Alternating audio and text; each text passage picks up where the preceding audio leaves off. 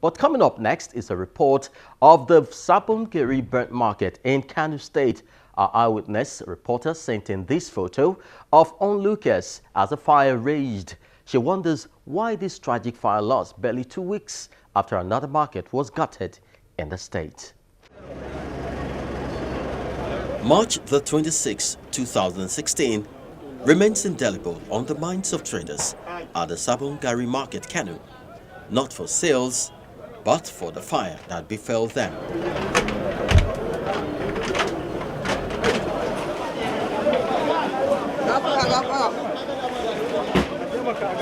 The incidents caught the traders napping, and as every second went, so millions of naira in property and goods were consumed.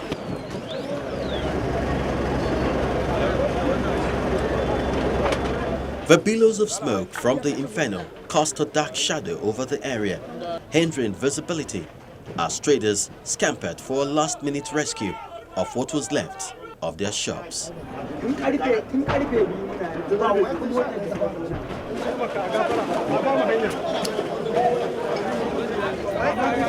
The presence of the fire service could not curtail the fire, which left about 90% of the market razed.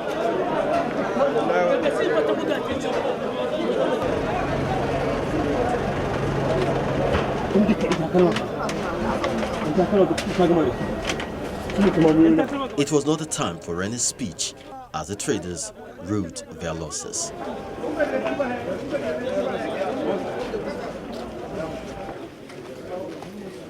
A day after the incident, the governor of the state paid a courtesy visit to commiserate with the traders over the tragic loss and recounted his efforts to save the day. Seeing the magnitude of the fire outbreak, I contacted Villa, the presidency, in order to get an aircraft that could be used to quench the fire. Unfortunately, the aircraft we have in Nigeria was not in Nigeria. I contacted my colleague around 3 a.m., the governor of Lagos State, whether he has such facilities or an aircraft to assist us. He said that they don't have such facilities. So we could not do anything but rely on our local facilities. We invited private companies with such facilities to come to our aid. And I'm happy to say that many of them came. We requested the water board to make sure that all the major connections are open so that there will be enough water to quench the fire. But as you know that this place is highly populated, even if there is water, before the water comes in, whenever they bring water before it reaches the point, it's another Herculean task. Now what is before us is to clear the market, is to clear the debris. That is why I have just launched this clearance. Just as the fire consumed everything on its path, turning them to ashes, so also the hopes of the affected traders turned into despair. But the governor seemed to have a message of hope for them. I met with the leaders of this market and requested them in 5 days' time. I've given them terms of reference. They should come forward on how the government can resettle those marketers who can no longer lay their items for sale in this market. Therefore, I requested them to inspect several areas to see how we can resettle those traders.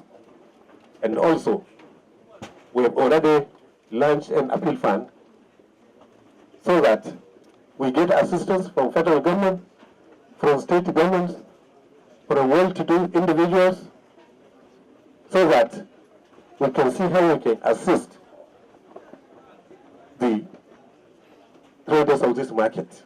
Assessment of the extent of damage is currently ongoing, and the NEMA boss in the state said there is an ongoing collaboration with the state government to bring succor to the affected traders. It is too early to start speculating about exact figure of the loss that has been incurred by the traders. But I must say that assessment is ongoing.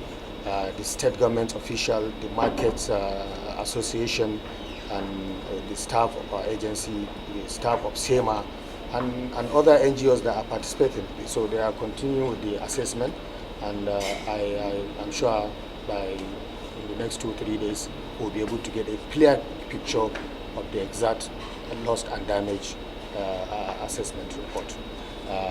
We are working with the state governments and to ensure that first we rescue the victims and we minimize loss of life and property.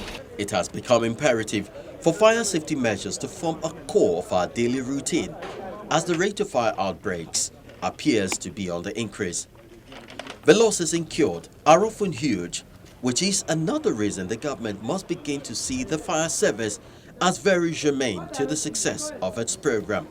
Though no life was reported lost, but over 15 people were severely injured.